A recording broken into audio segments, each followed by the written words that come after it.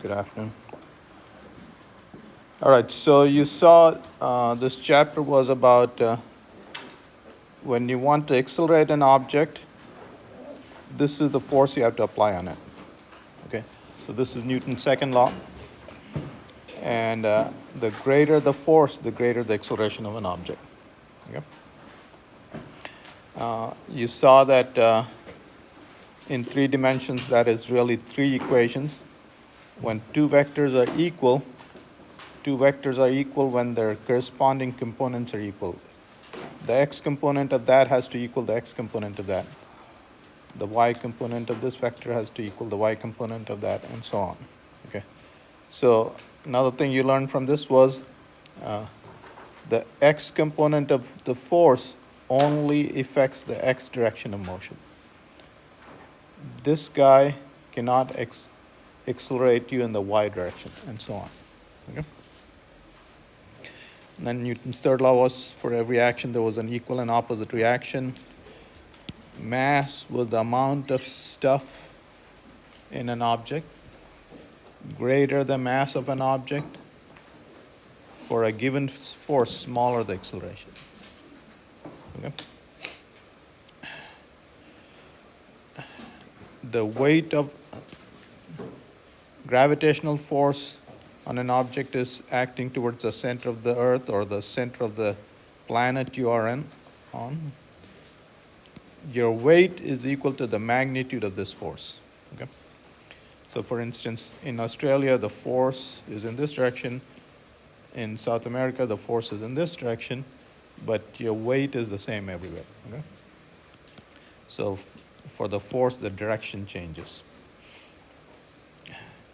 This is called the normal force. It's called the normal force because it's perpendicular to the surface. Okay? And if you're not pressing down on it, the normal force is equal to your weight, equal to the weight of the object. You saw that when an object is on an inclined surface, okay, and the incline is defined by this angle, okay, there's the weight of the object. What is useful is these 2 components of the weight. Okay, so the weight, the component of the weight parallel to the incline is mg sine theta, and the component of the weight perpendicular to the incline is mg cosine theta.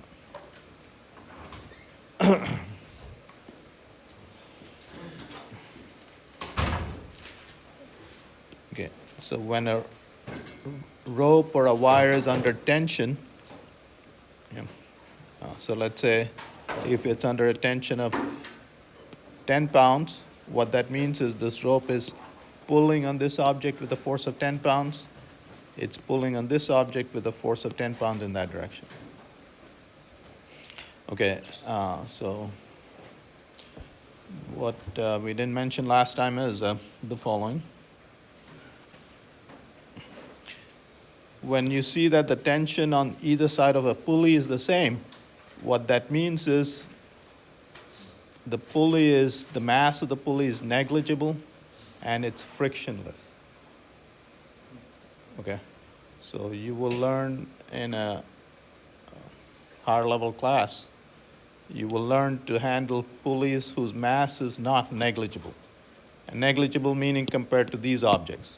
Okay, and when the mass of the pulley is not negligible, then the tension on either side of the rope is different.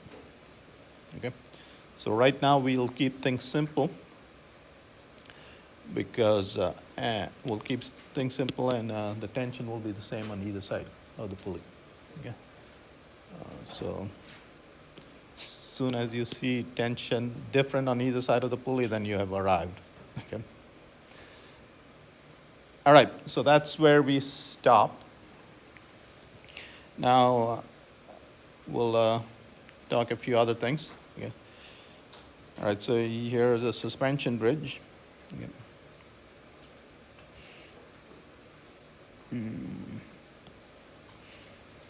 Here's one of those old-style Roman bridges.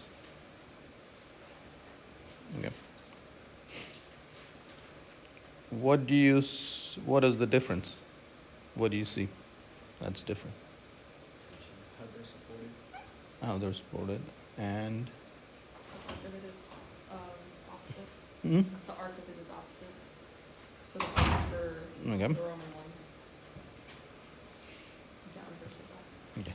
You see, this thing, well, you can build across a large span. It takes a lot less material. It's a lot cheaper. Yeah.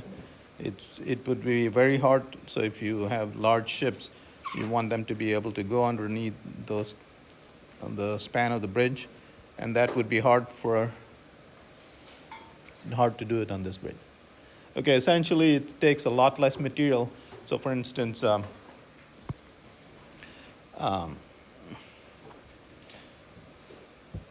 guys remember the World Trade Center?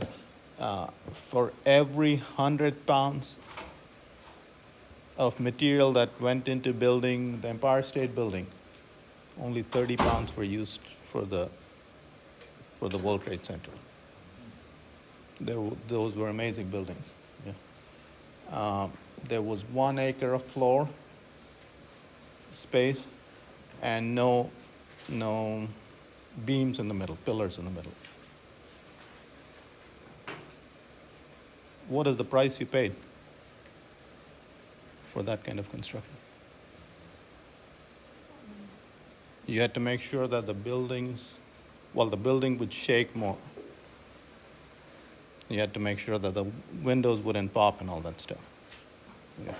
So for instance, the Burj Khalifa nowadays, I guess, so these are all modern constructions. The top of the building, the top floor of the building shakes 2 meters. 2 meters is this much from the edge to here, the top floor, which is the most expensive floor, the top floor. And you got to make sure that guy doesn't get queasy, him or her, whoever paid that money. You don't want their coffee spilling. Okay. So what we are learning to do is we're learning to construct with fewer materials because it's cheaper that way, but then you have to deal with other issues. Okay.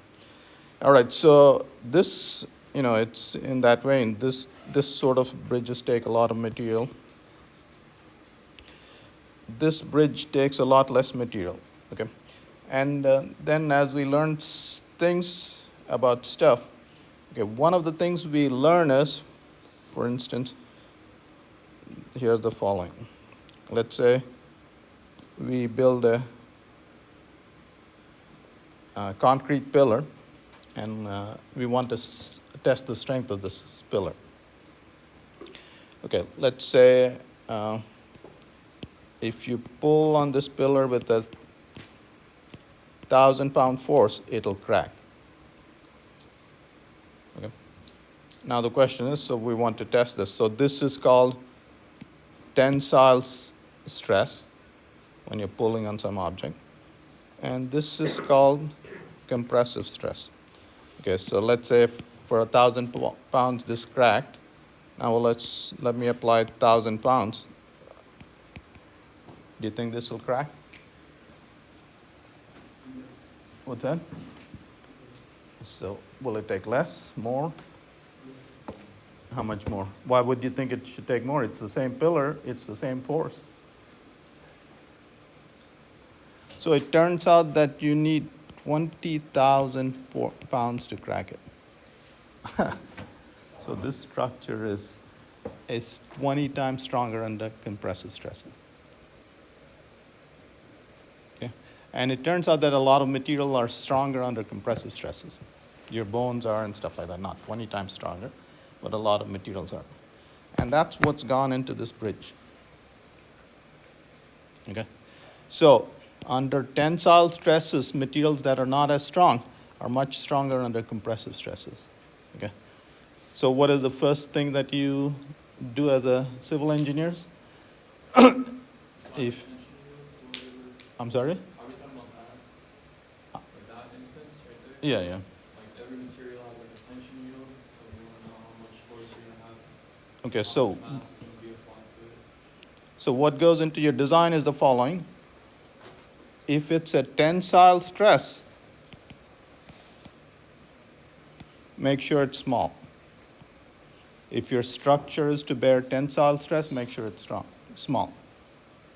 If you have to put if your structure has to bear a large load, what do you do? Make sure it's a compressive stress. Okay? So that's what goes into your design. That's the first thing you would do as an engineer. Okay, so that's what's incorporated in this thing. Okay? So let's say this is bridge. When you design a bridge, what do? You design for the worst case scenario, right? What is the worst case scenario for this bridge? I'm sorry? Fully loaded. And what is fully loaded? Loaded semi-trucks, bumper to bumper. Okay? So that's the worst case scenario. All right, so let's say you had to lift 1 million pounds. Okay?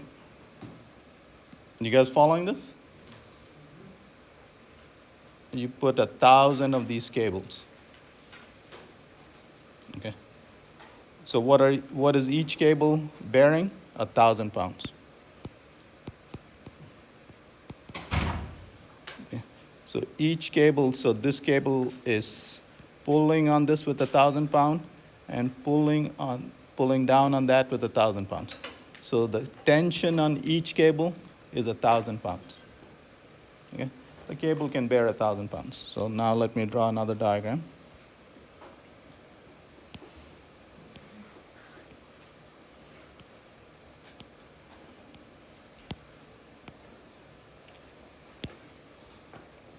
So the tension in this cable is 1,000 pounds.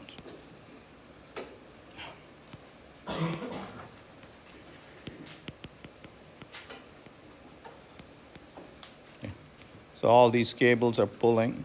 And then what do? These cables eventually pull on this big cable. Okay. And what do these two forces do? They apply a compressive force on these two towers.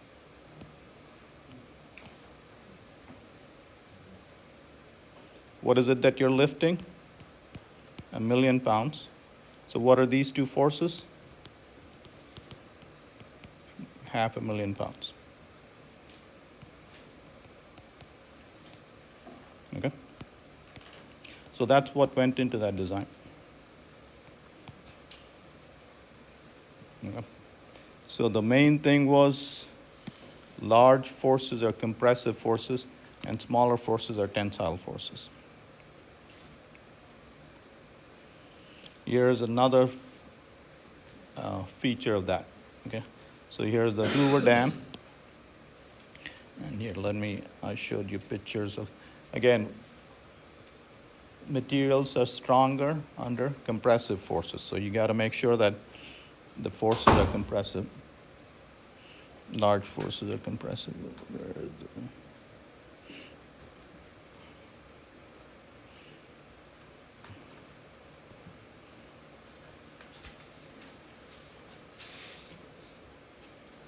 Okay, so here's a nice picture.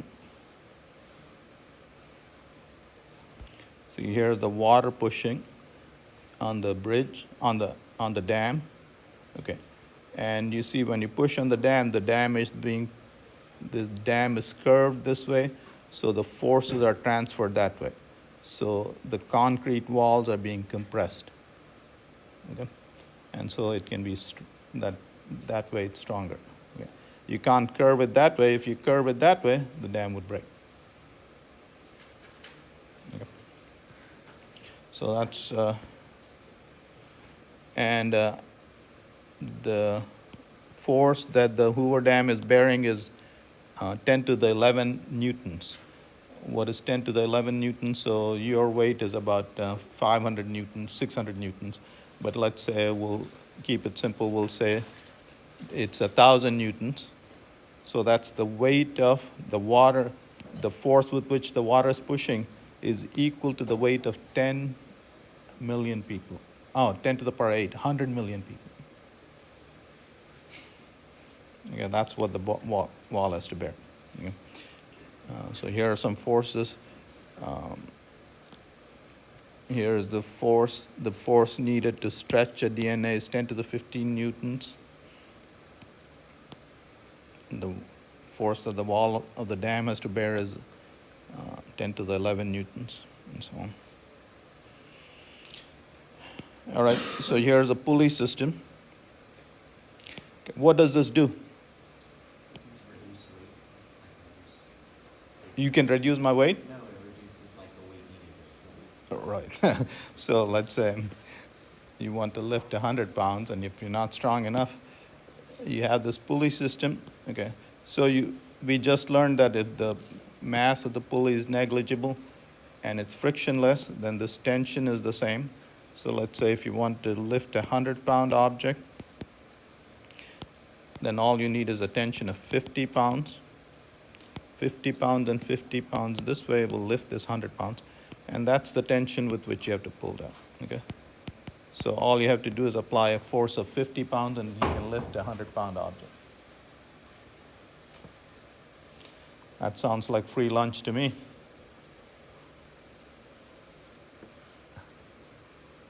What gives? There you go. So to lift every 1 feet, you have to pull 2 feet. Okay, it turns out that input work is equal to output work. That's assuming zero friction. So input force times input distance equal to output force times output distance. Okay, so if the load is doubled, you're lifting it only half the distance. Okay, and you guys have all experienced this when you ride your bicycles. You go on an easy gear, you're not applying as great a force, but you're pedaling more. Okay? It turns out that we define mechanical advantage of machines. These are machines. Mechanical advantage is defined as the output force, the load that you lifted, for the input force. Okay? So the mechanical advantage of this guy is 2. For this guy, the mechanical advantage is also 2. Yep. Here's this guy, mechanical advantage is 2. For this setup, the mechanical advantage is 3. So if you lift a 300-pound object, all you have to do is apply a 100-pound force. For this configuration, the mechanical advantage is 4. Yep. How far can you keep going? Continuously? Yeah, you can go continuously. Why would you not go continuously? It's impractical. I'm sorry? It's impractical to keep pulling. Well, that too, and then, we are neglecting the masses of the pulleys and friction, but that's never true. Okay. All right, here's a spring, and this is an extremely important thing. This system is extremely important. So we'll actually dedicate an entire chapter to this, chapter 15. So here's a mass attached to the spring. If you pull on the mass, what the spring does is it pulls back. And if you compress the spring, it pushes back. And it turns out that the further you pull this object, the harder the spring pulls. Okay? The force that the spring applies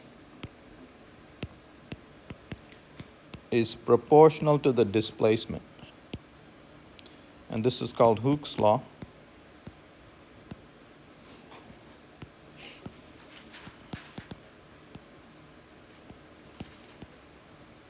Okay. So the force is proportional to the displacement. So 25,000 newtons per meter means you'd have to put 30 people on that spring to stretch it 1 meter. Okay. Your garages have very stiff springs as well. Anyway, so we'll be seeing quite a bit of that. So here's an interesting device. Okay. Again, we'll assume the pulleys are frictionless and massless. Okay. So which way will this thing go? Up or down? What's that? How do you know? What's that? We're staying the same place. All right. So if M1 is greater than M2 plus M3, then it'll go down. If M1 equal to M2 plus M3, if it's at rest, it'll stay at the same place. Okay? And if M2 plus M3 is greater than M1, it'll go. So if M2 and M3 are greater than M1, it'll go up. So here's an interesting device. Okay, so here are these 4 buckets filled with sand. And if you make the weight of these guys greater than the weight of that guy, you don't have to nail it down. This is stable. And if you put enough sand in the buckets where the weight of all that is greater than your weight and the weight of the bench, you can sit on the bench without it being nailed. Okay, so very interesting.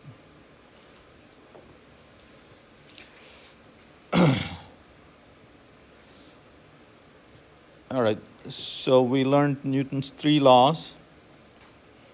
The first law, second law, and third law. Can you remind me of these laws? What does the first law say? Unless a force acts on an object, it maintains its velocity.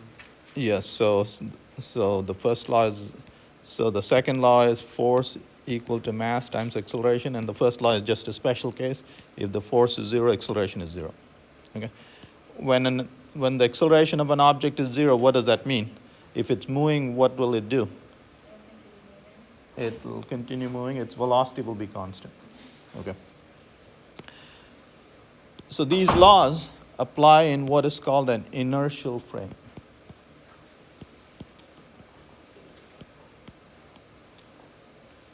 An inertial frame is a non-accelerating frame.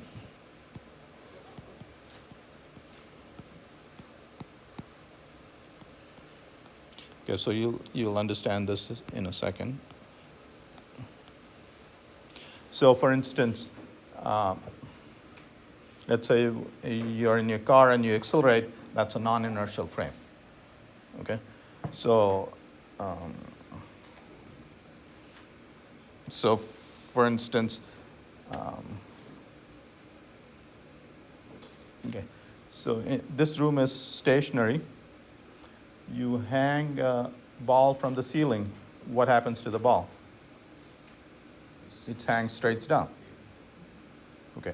Now do the same thing in your car and you accelerate forward, and what you'll find is this ball will go back this way.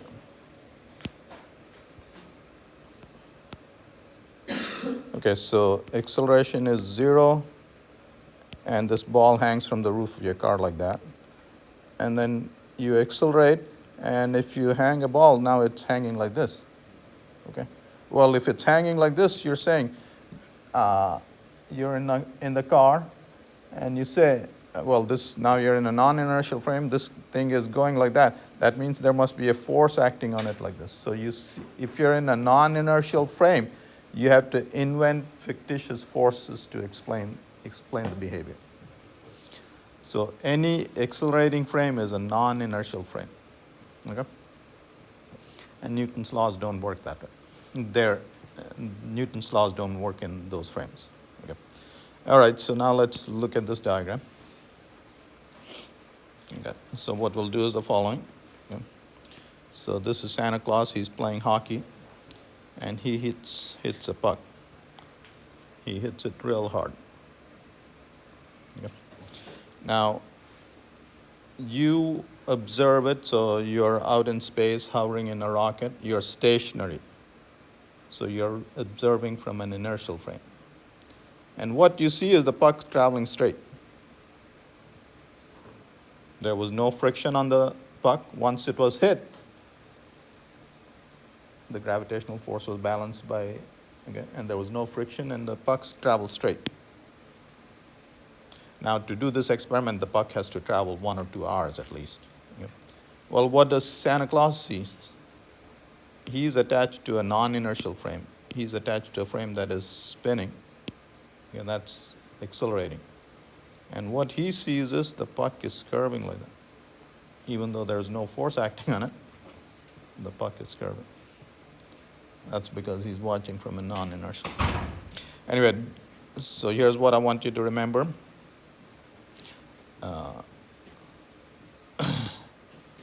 Newton's laws apply in inertial frames. So for instance, you experience this in your car as well. When you make a turn in the car, when you're turning in the car, you feel like you're being pushed outward. Okay? That's because you're observing from a non-inertial frame. Okay? Actually, what's happening is if somebody is observing you from the ground, from the road, they know you're just traveling straight. Okay? Because there was no force acting on you and you were traveling straight. All right.